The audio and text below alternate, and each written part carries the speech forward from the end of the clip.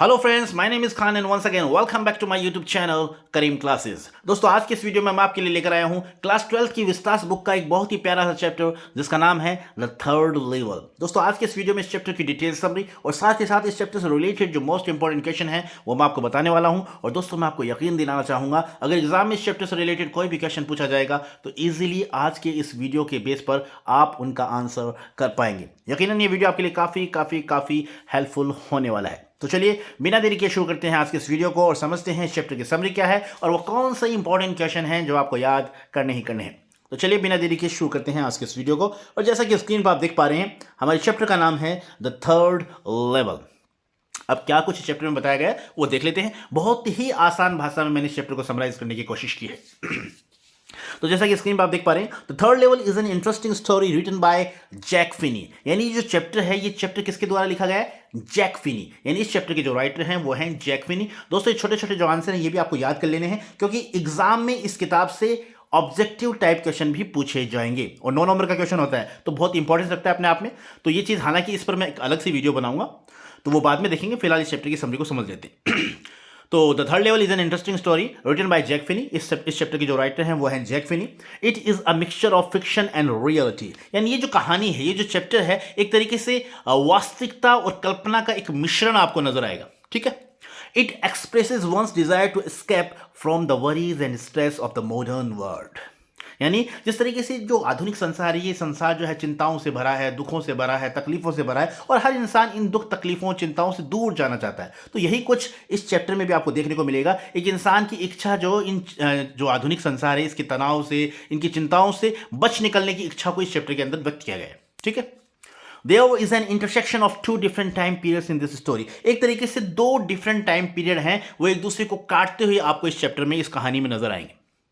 Charlie is the main character of the story who gets a chance to travel between these two intersections। और इस chapter में जो हमारा main character है वो है चार्ली, CHARLEY। जो मेन कैरेक्टर है वो है चार्ली, और चार्ली जो है, इसे ही मौका मिलता है दो टाइम पीरियड में ट्रैवल करने का, यानी प्रेजेंट और पास्ट के बीच में वो ट्रैवल करता है। हालांकि एक तरीके से उसके मन की कल्पना है, ये उसकी मन की कल्पना को इस चैप्टर के अंदर बताया गया है।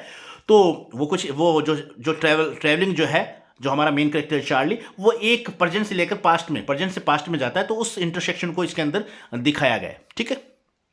One day he gets late at the office. एक दिन क्या होता है कि वो ऑफिस में बैठा होता है और लेट हो जाता है घर आने के लिए। He was in a hurry to reach home to his wife. वो काफ़ी जल्दी में होता है और वो सोचता है कि मैं जल्दी घर पे पहुंचूं, और जल्दी घर पे पहुंचने, यानी घर पे पहुंचने की वो जल्दी में होता है। So he decides to take the subway from Grand Central station. इसलिए वो तय करता है कि यार बस से जाना तो ठीक नहीं रहेगा, मैं बाई ट्रेन जाता हूँ। तो वहाँ पर ग्रैंड सेंट्रल स्टेशन जाता है। ठीक है। वो सबवे का यूज़ करता है, एक तरीके से यानी ट्रेन का यूज़ करके वो जाना चाहता है ताकि वो जल्दी घर पहुँच सके। He goes down to the second level. अब जैसा कि चैप्टर में बताया गया है, ग्रैंड सेंट्रल स्टेशन जो है वहां पर दो तल है, लेकिन जो हमारे जो मेन कैरेक्टर हैं चार्ली, वो एक थर्ड लेवल की भी कल्पना करते हैं। हालांकि ये उसके मन की कल्पना है। ठीक है। वैसे एक्चुअली जो है ग्रैंड सेंट्रल स्टेशन में दो तल होते हैं। तो जो चार्ली जो है वो जब स्टेशन जाता है तो वहां पर वो he goes down to the second level, उस सेकंड लेवल पर चला जाता है। ही गेट्स लॉस्ट, और वहां जाकर वो खो जाता है। He feels that the station is growing like a tree। और वहां पर जाकर वो महसूस करता है कि जो स्टेशन है वो एक तरीके से पेड़ की तरह बढ़ रहा है, यानी चारों तरफ इसकी ब्रांचेस फैली हुई हैं और उसे बाहर निकलने का रास्ता नहीं मिल पाता है। तो एक तरीके से वो जो स्टेशन है वो चार्ली को एक ग्रोइंग ट्री की तरह प्रतीत होता है। ठीक है।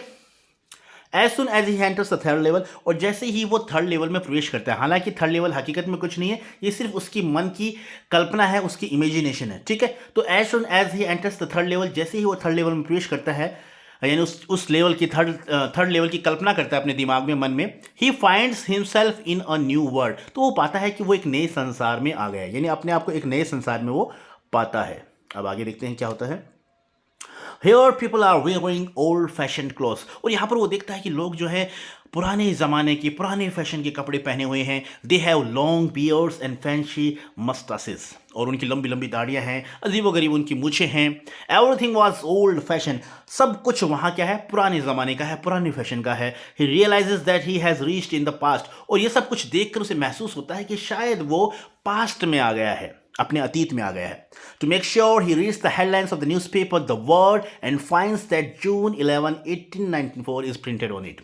और अपने आप को आश्वस्त करने के लिए वो वहाँ पर एक अखबार न्यूज़पेपर होता है, उस न्यूज़पेपर की हेडलाइन पढ़ता है और न्यूज़पेपर का नाम भी बताया गया है। न्यूज़पेपर का नाम है द वर्ल्ड और उसकी जो हेडलाइन है वो जो है प्रेसिडेंट क्लीवलैंड के बारे में थी। ठीक है, उसके बारे में कोई समाचार उस अखबार में छपा हुआ था और उस पर तारीख भी मेंशन थी और डेट थी जून 11 1894, यानी 1894 की बात थी। तो इस तरीके से वो आश्वस्त होता है कि ये जो चीज़ है, ये जो टाइम है, ये पास्ट का टाइम है। ठीक है।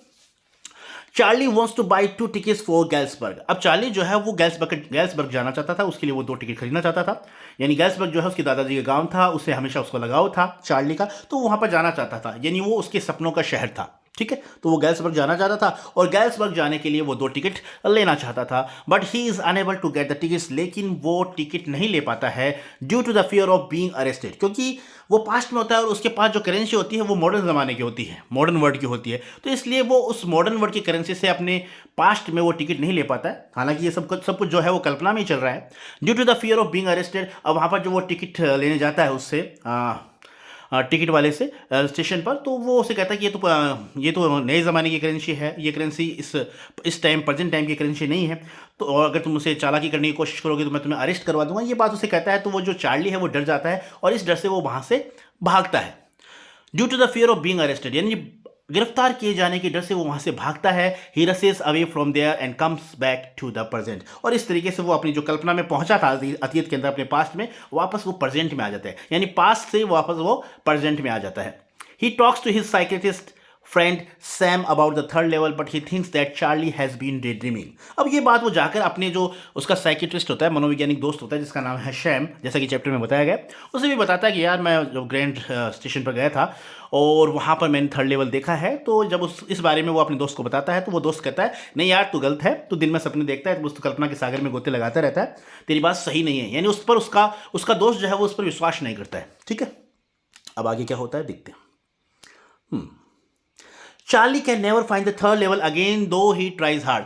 अब बाद में दोबारा, क्योंकि उस वक्त उसने कल्पना की थी, अब दोबारा वो कभी उस थर्ड लेवल को नहीं ढूंढ पाता। हालांकि वो काफ़ी कोशिश करता है लेकिन वो थर्ड लेवल उसे मिलता नहीं है। और थर्ड लेवल मिलता भी कैसे, क्योंकि थर्ड लेवल जो था वो वजूद में था ही नहीं, उसकी मात्र मन की कल्पना थी। ठीक है, मीनवाइल सैम डिसअपियर्स, और इसी दौरान जो है सैम जो है वो गायब हो जाता है। यानी अब सैम जो उसका दोस्त है वो उसे नहीं मिलता है। वन डे, एक दिन क्या होता है, Charlie finds an envelope in his stamp collection. एक दिन चार्ली देखता है कि जो उसने स्टैम्प कलेक्शन किया हुआ है उसमें एक लिफाफा उसे मिलता है। It has the address of Galesburg, और उसके अंदर जो एड्रेस लिखा हुआ था वो था गैल्सबर्ग का एड्रेस, यानी उसके दादाजी का जो गाँव था गैल्सबर्ग, उसका एड्रेस उस पर लिखा हुआ था। There is a note inside it, और उसके अंदर एक नोट भी लिखा हुआ था, it is from Sam to Charlie, और ये सैम ने चार्ली को लिखा था, ऐसा उसमें बताया गया जैसा कि चैप्टर के अंदर। ठीक है, it is mentioned in the note that he has found the third level, और ये बताया गया था कि उसने यानी सैम ने थर्ड लेवल को ढूंढ लिया है। He invites Charlie and his wife Louisa to come in the past, और वो उसमें आमंत्रित करता है, इन उस लेटर के माध्यम से चार्ली को आमंत्रित करता है कि तुम और तुम्हारी पत्नी दोनों यहाँ पर आ जाओ और पास्ट में यहाँ मेरे पास आ जाओ पास्ट में, और यहाँ पर अपन जिंदगी के मजे लेंगे। इस तरीके से वो एक तरह से उसको मैसेज जो है देता है उस लेटर के माध्यम से। Thus, the story revolves around the theme of escapism। तो इस प्रकार से ये जो कहानी है ये एक तरीके से बच निकलने की थीम पर है, यानी जो आधुनिक युग है, आधुनिक संसार है, ये चिंताओं से भरा है, दुख तकलीफों से भरा है, जैसा कि बताया गया, और थर्ड लेवल भी अपने आप में कुछ ऐसा ही है। ठीक है, तो इससे भरा हो तो हर कोई इंसान इन दुख तकलीफों से भागना चाहता है। तो जैसा कि चार्ली था वो भी इन दुख तकलीफों से दूर रहना चाहता था, अपने आप को शांति के जीवन में, वो अपने जो है शांति का जीवन व्यतीत करना चाहता था, और सेम ऐसा ही नजरिया जो है उसके दोस्त का था, सैम का। तो सभी जो है इसी चीज से ग्रसित हैं। तो कुल मिला के जो चैप्टर है ये आपको एस्केपिज्म की थीम के इर्द गिर्द घूमता हुआ नजर आएगा। Escapism from the stern realities of the present day world along with a desire to stay in the past, यानी हर कोई इंसान इस जो है ना सुहावना ना प्रतीत होता हुआ, ऐसा जो वास्तविकता है, जो कड़वी वास्तविकताएं हैं, जो तकलीफें हैं, दुख दर्द हैं वर्तमान युग की, वर्तमान समय की, इससे हर इंसान अपने आप को दूर ले जाना चाहता है। और हर इंसान की इच्छा होती है कि वो अपने पास्ट में, यानी ऐसा माना जाता है कि पास्ट में जो दिन थे, पास्ट का जो समय था वो काफ़ी सुखदायी था। तो लोग, हर इंसान उस ज़माने में जो है अपने जीवन को व्यतीत करने की कल्पना करता है। तो इस तरीके से इस चैप्टर के अंदर ये कुछ बताया गया। थोड़ा सा कंफ्यूजिंग ज़रूर है, लेकिन जो मेन बातें थी इस समरी के जरिए मैंने आपको बताने की कोशिश की हैं। जो इंपॉर्टेंट पॉइंट्स हैं उसको मैंने डार्क किया है, और इस चैप्टर से रिलेटेड जो इंपॉर्टेंट क्वेश्चन है वो मैं अभी आपको बता देता हूँ। आप इन क्वेश्चंस को भी याद कर लेना और इस समरी को एक बार सही तौर पर सुन लेना, अपनी नोटबुक में नोट कर लीजिएगा। और अगर आप इस समरी को पढ़कर चले जाते हैं, समझ लेते हैं, सुन लेते हैं, और क्वेश्चन जो मैं आपको इस वीडियो में बताने वाला हूँ अगर वो याद कर लेते हैं, तो फिर इसके बाद में आपको किताब से पढ़ने की कोई ज़रूरत नहीं है। ईजिली इस वीडियो की बेस पर, आज की समरी की बेस पर, आज के इन क्वेश्चन की बेस पर इजीली आप अपना आंसर कर पाएंगे। अब देख लेते हैं इंपॉर्टेंट क्वेश्चन कौन से हैं। तो हमारा पहला, जैसा कि चैप्टर का नाम भी है थर्ड लेवल, तो सबसे पहले हमें पता होना चाहिए कि भैया ये थर्ड लेवल होता क्या है। तो थर्ड लेवल का सिंपली आंसर आप इस तरीके से कर सकते हैं। हो सकता है एग्जाम में कैसे भी घुमा फिरा कर आपसे पूछ ले, तो आपको पता होना चाहिए थर्ड लेवल क्या है। तो इसका आंसर ये होगा, the modern world is full of insecurity, fear, worry, war and other stresses. यानी जो आधुनिक संसार है ये असुरक्षा से, डर से, चिंता से, युद्ध से, तनावग्रस्त माहौल से भरा हुआ है। Everyone wants to escape it. हर कोई इससे बचना चाहता है। Charlie the main character of this story is also a stressed person. यानी इस कहानी का जो मेन कैरेक्टर है जिसका नाम चार्ली है, वो भी अपने आप में एक तनाव से भरा हुआ व्यक्ति है। The third level of Grand Central station is a false imagination of Charlie. और जैसा कि मैंने आपको पहले भी बताया, थर्ड लेवल जो है ग्रैंड सेंट्रल स्टेशन का जो थर्ड लेवल है, क्योंकि ग्रैंड सेंट्रल स्टेशन में सिर्फ दो ही लेवल थे, दो ही तल थे, लेकिन जो थर्ड लेवल है वो एक कोरी झूठी कल्पना है। किसकी कल्पना है? चार्ली की मनगढ़ंत कल्पना है। ठीक है। Actually he wants to go back in the 1894 at Galesburg with his wife Louisa. Actually वास्तव में क्या था, वो 1894 में वापस अपने जो गांव जहाँ पर उसने अपनी पढ़ाई की थी, अपने दादाजी के गांव, वापस अपनी पत्नी के साथ जाना चाहता था। तो उस तरीके से वो वैसे ही वो कल्पना करता है। His psychiatrist friend Sam's letter from Galesburg is a sign of telling us that everyone is stressful in the modern world. और उसका दोस्त था जो कि मनोवैज्ञानिक साइकेट्रिस्ट जो फ्रेंड था उसका, सैम, उसके लेटर से भी इस चैप्टर में यही पता चलता है कि हर कोई जो है इस आधुनिक संसार का जो हर कोई व्यक्ति है वो सभी क्या है, एक तरीके से सभी तनावयुक्त जीवन जी रहे, तनाव से भरे हुए हैं। ठीक है। तो यही थर्ड लेवल है। ठीक है। इस तरीके से सिंपली आप अपना आंसर कर सकते हैं। अगला क्वेश्चन है, ये पूछा भी गया अगला क्वेश्चन एग्जाम में पीछे, what is meant by the modern world. Modern world से आपका क्या मतलब है? Bye modern world the narrator's psychiatrist friends means the world which is full of insecurity, fear, war, worry and all the rest of it. यानी आधुनिक संसार से मतलब नरेटर का यही है, नरेटर का जो दोस्त है, साइकेट्रिस्ट जो फ्रेंड है जिसका नाम सेम है, उसका आधुनिक संसार से यही मतलब है कि आधुनिक संसार जो है वो असुरक्षा से, डर से, भय, युद्ध के भय से, चिंताओं से और इसी तरीके के अन्य दुखों से भरा हुआ है। बस आधुनिक संसार की, उसकी नज़रिए में आधुनिक संसार की कल्पना, आधुनिक संसार की परिभाषा यही है। तो अगर आपको एग्जाम में लिखना आए कि भी आधुनिक संसार से आप क्या समझते हैं, तो सिंपली आप आंसर ये लिख सकते हैं कि द मॉडर्न वर्ल्ड है वो is full of insecurity, fear, war, worry and all rest of it. यानी इन सभी चीज़ों से भरा हुआ है। ठीक है।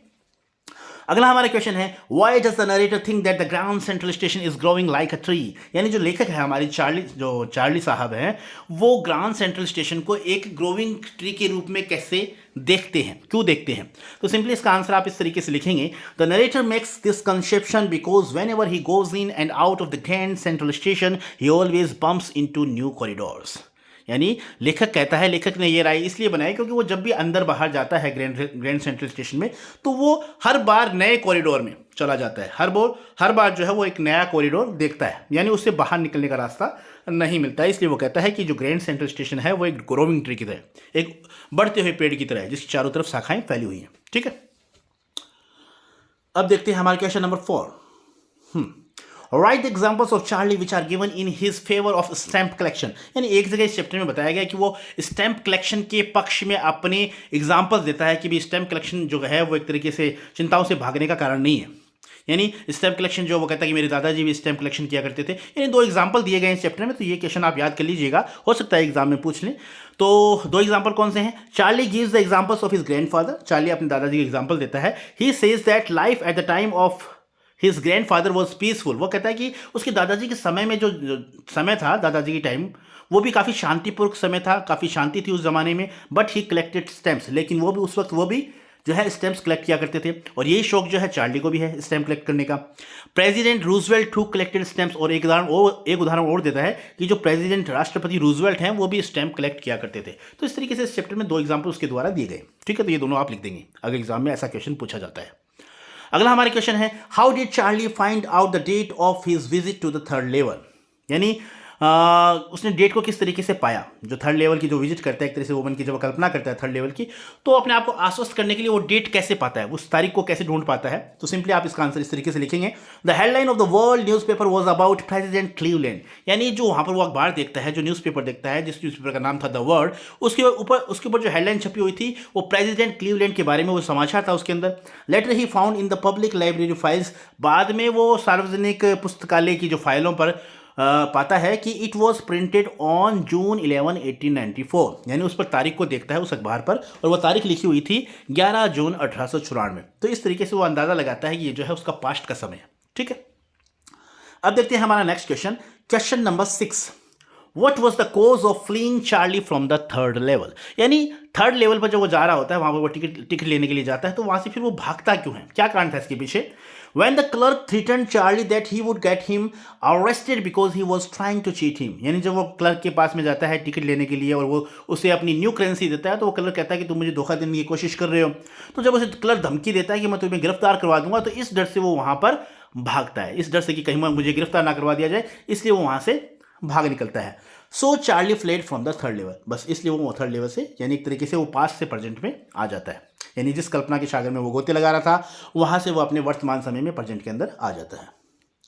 ठीक है, अब देखते हैं हमारे question number 7। What was written in Sam's letter to Charlie? यानी क्या लिखा हुआ था सैम्स के लेटर में, चार्ली को जो लेटर लिखा था सैम ने, उसमें क्या लिखा हुआ था?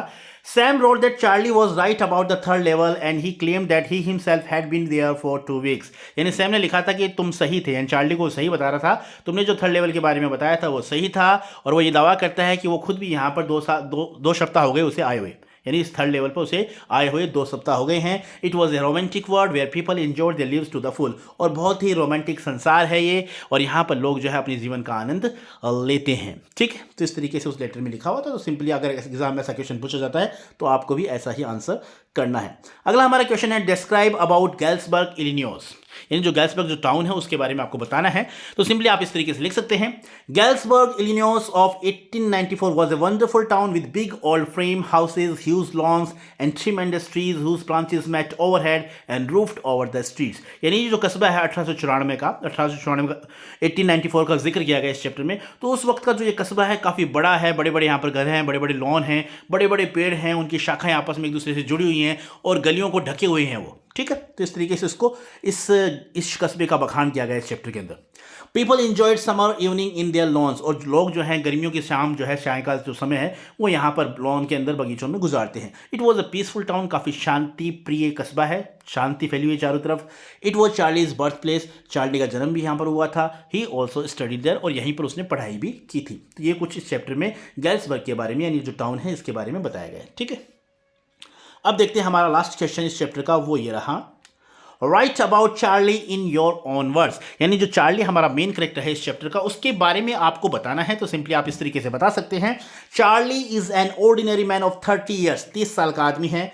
ही लिव्स इन न्यूयॉर्क, वो न्यूयॉर्क में रहता है। He is seen wearing a 10 gabardine suit and straw hat with a fancy band, और उसने एक बड़ा गैबरडाइन सूट पहना हुआ है और टोपी पहनी हुई है, फैंसी बैंड उसने लगाया हुआ है। ठीक है, the name of his wife is Luisa, और उसकी पत्नी का नाम है Luisa, whom he loves very much, जिसे बहुत प्यार करता है वो।